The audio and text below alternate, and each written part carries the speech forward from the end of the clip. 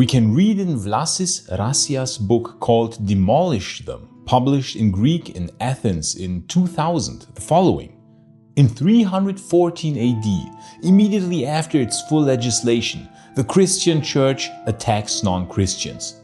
The Council of Ancyra denounces the worship of the goddess Artemis. 324 AD, the Emperor Constantine declares Christianity as the only official religion of the Roman Empire. In Didyma, Asia Minor, he sacks the oracle of the god Apollo and tortures the pagan priests to death. He also evicts all non-Christian people from Mount Athos and destroys all the local Hellenic temples. 326 AD, Constantine, following the instructions of his mother Helen, destroys the temple of the god Asclepius in Aigai, Cilicia, and many temples of the goddess Aphrodite in Jerusalem, Afaka, Mamre, Phoenicia, Baalbek, and so on. In 335 AD, Constantine sacks many pagan temples in Asia Minor and Palestine and orders the execution by crucifixion of all magicians and soothsayers. The list goes on and lists all the atrocities that the early Christians unleashed on the unsuspecting pagan population after Constantine. But there's one problem with this list.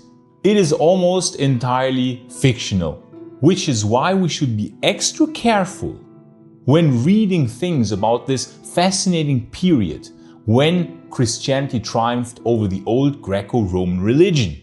We must be extra careful with trusting anything prematurely on this very interesting question that interests many of us who have come to be interested in late Roman history. Namely, how much did fanatic Christians really destroy of the old Greco-Roman temples in the late Roman Empire? Can we even reconstruct this? This, dear friends of late Roman history, we are going to try to answer in this video. When I read opinions on this topic, or books, or watch YouTube videos on the transition of the Roman Empire from its traditional Greco-Roman religion to Christianity, I find that there are two main views. There's one side who holds views similar to the list from before, the side of Vlasis Rassias, who blames Christians after Constantine for the complete destruction of all pagan shrines and the brutal suppression of the old Greco-Roman faith. According to their view, thousands of temples across the empire were either destroyed or closed, especially after the Emperor Theodosius had declared in 381 AD that Christianity would henceforth be the only official state religion of the Roman Empire. In that view, there was brutal destruction of the pagan cults everywhere in the Roman Empire, and the Christians were absolutely 100% to blame for that. But then there's the other side which says, hey wait, it wasn't actually so bad. Not many of these anti-pagan laws issued by the Roman emperors were actually ever enforced. And in reality, life pretty much continued as always, and it was a very slow, gradual transition in which the pagans, mostly voluntarily themselves, basically more and more gave up on their old faith and joined Christianity of their own free volition. And then paganism fell gradually out of fashion, and consequently the old Greco-Roman temples soon started falling into neglect for lack of enough worshippers and lack of enough maintenance. These are obviously two very contradicting views which cannot be true at exactly the same time. So what then really happened?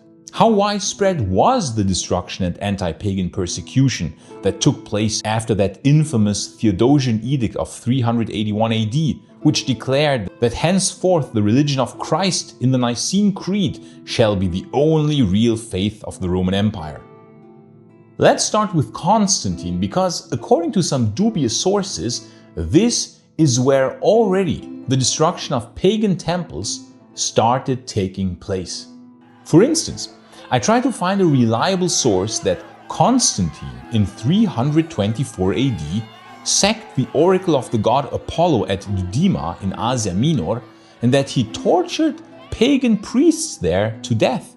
Even though there are a lot of things that I don't like about Constantine, and I never made a secret out of that, despite that I immediately thought that this claim was either a complete fake or a massive exaggeration. I could not find any reliable source which wrote that Constantine did all these things. I personally assume that it is a complete fabrication of this certain Vlasis Rassias in his book Demolish Them.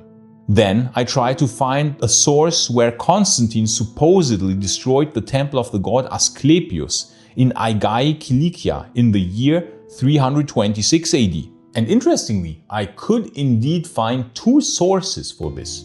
One is Sozomen, who wrote at some point between 430 and 450 AD that the temple of Asclepius was indeed destroyed by Constantine in 331 AD. Eusebius is another source, and he wrote on that matter as well that the temple was destroyed by Constantine. This is quite surprising. Wasn't Constantine supposed to be still quite a tolerant emperor? The thing is that most scholars actually believe that this was Christian propaganda, since both Sozomen and Eusebius were Christians, hardcore Christians, who maybe wanted to exaggerate such things in order to instill fear into pagans. Now, if Constantine really did destroy the temple, then it was quite likely more for political reasons than anything else, because this city had sided with Licinius, his rival. It might also be that the temple was already damaged by an earthquake and falling apart anyways, which had happened quite regularly, and that Constantine had it stripped in order to decorate Constantinople. Indeed, on many occasions he carried statues from all across the empire to Constantinople, and so if a temple would have been in disrepair, carrying off the remains to Constantinople would have seemed like a prudent solution. Of course, this could and probably would have been used for propagandistic purposes by Christian writers. On many occasions, Constantine actually opposed the destruction of pagan temples, and it would not make any sense if he destroyed some temples in Cilicia, but left the temples on the Agora of Constantinople completely intact, of which we know that he indeed did leave them intact and unspoiled. In fact, these temples probably stood for at least 100 more years after Constantine in Constantinople. He even had a pagan temple built at Constantinople, at least one, namely the new Capitolium, dedicated to the imperial cult. So I personally think the claims that Constantine tore down Greco-Roman temples are either propaganda by hardcore Christian writers of those times, or more likely that he tore down defunct temples in order to beautify Constantinople. If you are a fan of Roman history and you would want to buy an item for yourself or someone else as a present, then you might want to consider the SPQR Shop. They produce incredible replicas of Roman history with a very high attention to detail. All their items are carefully handcrafted, and I think it will be difficult to find that level of craftsmanship anywhere else. They handcraft Roman coin replicas, rings, pendants, attributes, and many other items of Roman history. If you want to support the channel, or if you want to buy a present for someone who likes Roman history, please go and check out their excellent site, link in the description. If you buy over this link, you will receive a 20% price reduction, which I personally find very generous. Thank you very much for your consideration, and back to the video. But we know that in the decades between Constantine and Theodosius, laws against pagan animal sacrifice were issued and against divination and soothsaying, so basically against what was considered back then some form of black magic, and not much changed. Of course, there was the brief pagan revival under the Emperor Julian, and even under Valentinian and Valens, paganism continued unharmed. Now, the first real, undisputed destruction of a Greco-Roman temple comes quite some time after Constantine. It was in the year 382 AD. 1 year after the edict of Theodosius and Gratian, in which the two emperors had, as I mentioned before, declared that only Nicene Christianity would be the official state religion of the Roman Empire.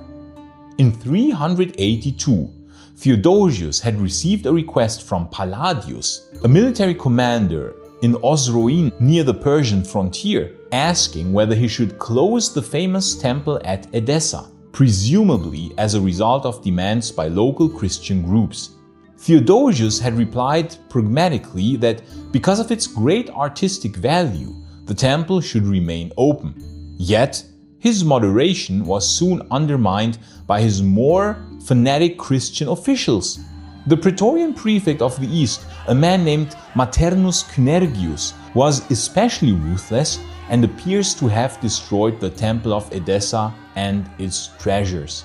His vandalism unleashed the aggression of others, notably bands of fanatical monks who delighted in the destruction of shrines. So it is interesting that Theodosius opposed such acts of vandalism. However, it appears that the local governors were more to blame. We get the next clue of real destruction by fanatic early Christians in 386 AD. In that year, the orator Libanius bravely warned Theodosius of the devastating effect that tearing down ancient temples in the countryside would have on peasant life. He detailed how fanatic monks hastened to attack the temples with sticks and stones and bars of iron, and in some cases disdaining these with hands and feet. Then utter desolation follows, with the stripping of roofs, demolition of walls, the tearing down of statues and the overthrow of altars, and the priests must either keep quiet or die. After demolishing one, they scurry to another and to a third, and trophy is piled on trophy in contravention of the law. Such outrages occur even in the cities, but they are most common in the countryside." End quote. Theodosius seems to have been worried about these destructions of temples that took place in some parts, especially of the Eastern Empire, and so even went as far as to appoint pagan prefects and officials in the region and cities most affected, so as to be able to stop the destruction of pagan shrines. I find it very interesting and noteworthy that Theodosius, while seeming very intolerant on paper, seemed to be much more lenient towards paganism in real life. It appears to me that he tried to play a double game. That unfortunately eventually failed and he lost control over the situation. This would show especially in 392 AD. In that year, there were clashes between Christians and pagans in Alexandria, which culminated in the destruction of the Serapion, an incredibly impressive and beautiful temple complex dedicated to the god Serapis. It appears that Theodosius only issued a law forbidding pagans to hold some rituals, but not to destroy any temples. However, he again lost control of the situation, as of course these often vague laws were often interpreted according to how the local governors interpreted them. If there happened to be a fanatic Christian as a local governor, well, then you can imagine what happened. In the case of Alexandria, Theodosius' edict bolstered a fanatic Christian mob to tear down and to destroy an impressive pagan shrine. Interestingly, when news of this reached the emperor, he ordered the Christian rioters to be punished. However, here too, the enforcement of these penalties was again very much in the hands of the local authorities. However, after 392 AD, things would change, because after that date, Theodosius' laws would become much more strict. It is suspected that the Eastern Roman Praetorian prefect Rufinus was behind this, and not the influence of Ambrosius of Milan. Rufinus was a fanatic Christian, and it appears that he managed to issue some laws in the name of the emperor. It is really only after 392 that pagan temples were ordered closed. But, as you can imagine, here too this varied greatly from province to province, and it was, as so often, in the power of the local magistrates how strongly to put these laws into practice. For instance, Dalmatia was considered to be a pagan stronghold even 70 years later. and no Eastern emperor declared war on Dalmatia because of that. The enactment of the laws seems to again have been completely left to the local governors.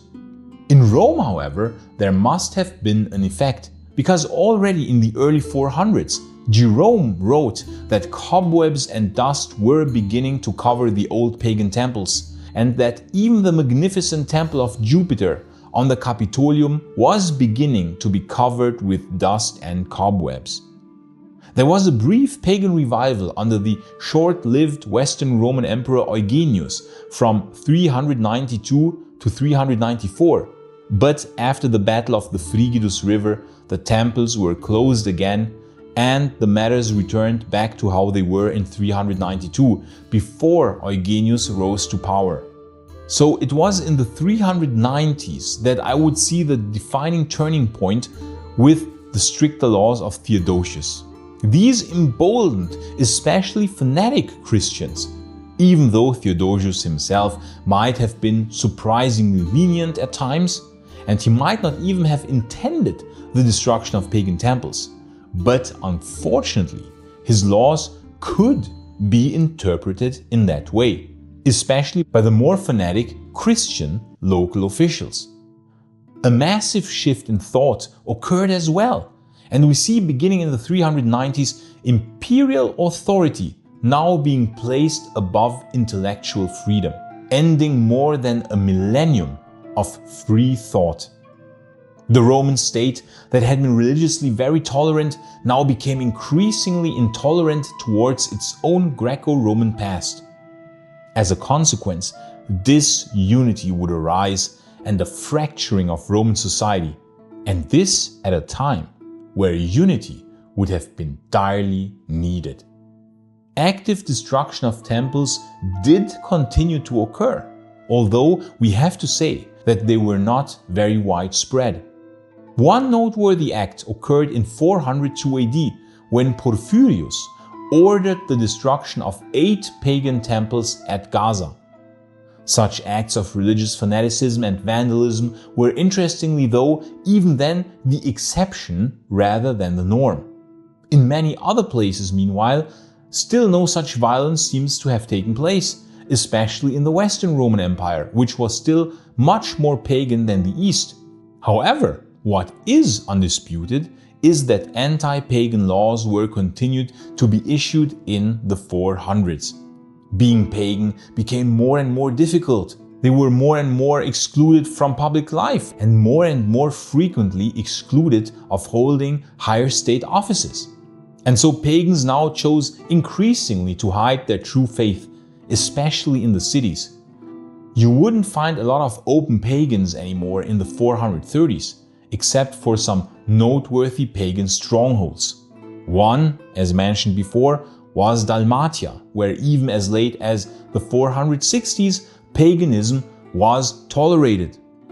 Around 460, the Western Roman Emperor Maiorianus, nominally a Christian, went even as far as to protect the old pagan temples by law, issuing severe punishments for their destruction.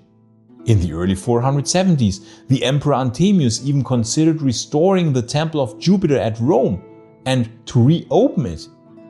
Another pagan stronghold was the city of Aphrodisias in Asia Minor, where even in the late 400s we could still find impressive statues being made as in the old times. But even at Athens, all while growing intolerance happened, pagan Neoplatonic philosophers were, surprisingly, teaching without trouble, as it seems. In my last video I talked about that fascinating and surprising occurrence, and the peak of this Neoplatonic academy was surprisingly late, in the 480s AD. Then, at Antioch for instance, the pagans and Christians got along surprisingly fine, and in that city there were still Olympic Games held in the 500s AD. In fact, until 521 AD, surprisingly late. At Rome, the pagan festivals, such as the Lupercals, were still held even in the 530s. And to make matters even more complicated, many Christians seemed to have held the old works of pagan art in high regard. For instance, the statue of Athena Promachos, the old statue that guarded the Parthenon in Athens, was not destroyed as you can read so oftentimes in many books, but as it turns out, was very likely carried off to Constantinople in 465 AD, where it was then at some point erected in the Forum of Constantine, a huge pagan statue in the midst of Constantinople. If Christians were destroying pagan shrines and pagan statues left and right, then how exactly does this fit into the picture that they erected a huge pagan statue in the midst of Constantinople? And more, not only was there a statue of Athena in the Forum of Constantine, but also of Hera and Aphrodite, then of 12 sirens, and even Thetis in the form of an elephant. Or how does it fit that many pagan statues were adorning many buildings at Constantinople well into the 6th century? At the baths of Zeuxippus, we could see an impressive collection of statues of Apollo, of Aphrodite, Poseidon, and many others, well into the 6th century. These were only destroyed in the Nika riots in 532 AD by fire. Then there was the collection of Lausus, a nobleman and chamberlain at the court of Theodosius II, who had a huge pagan art collection. And Lausus was a Christian. He had many statues from all across the empire. Most noteworthy is that even the statue of Zeus from Olympia, one of the 7 wonders of the ancient world, created by the legendary Theodosius himself more than 800 years earlier, this magnificent statue was also part of his collection. So while some Christians, it seems, really did want to destroy pagan art, many defaced pagan statues having been found all across the Roman Empire are a testament to that. Many other Christians, however, it seems, were going to quite great lengths to rescue ancient pagan art. This is what makes this period so fascinating and contradicting. There are so many great contrasts. Theodosius calling for moderation against pagans on the one hand, but on the other issuing anti-pagan edicts, especially after 392. Then destruction of pagan temples in some places, but in others not at all. Or destruction of pagan statues in some places, but in others laws protecting them.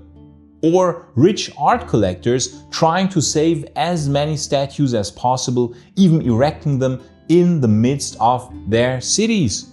It indeed was a time of absolute contrasts, and so the true extent of the destruction of fanatic Christians will probably always remain a matter of hot debates, especially since it is of course difficult, if not impossible, to date the destruction and the manner in which some of the old Roman temples were destroyed. Oftentimes, this cannot be reconstructed archaeologically with great precision. It is quite undisputed though that in some places, fanatic hardcore Christian zealots really did destroy pagan temples. That is undoubted. And the anti-pagan laws issued after 392 AD also speak a very clear language. However, to which extent they were enacted also varied greatly, as did the destruction of the temples. And so the question of how much of the ancient art of antiquity really was destroyed actively by religious fanatics and how much simply fell into disrepair or was destroyed over time by earthquakes or by accidental fires or simply by time. This question is, I'm afraid to say, almost impossible to answer. The answer to that question will greatly depend on your own views and biases of what possibly happened back then.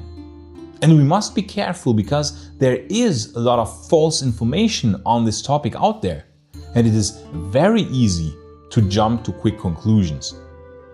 Hopefully one day in the future, through improved methods and maybe with the help of advanced AI, archaeology will be able to deliver more precise answers. But until then, dear friends of late Roman history, we can only speculate about the true extent of the destruction of pagan temples starting at some point in the 4th century AD.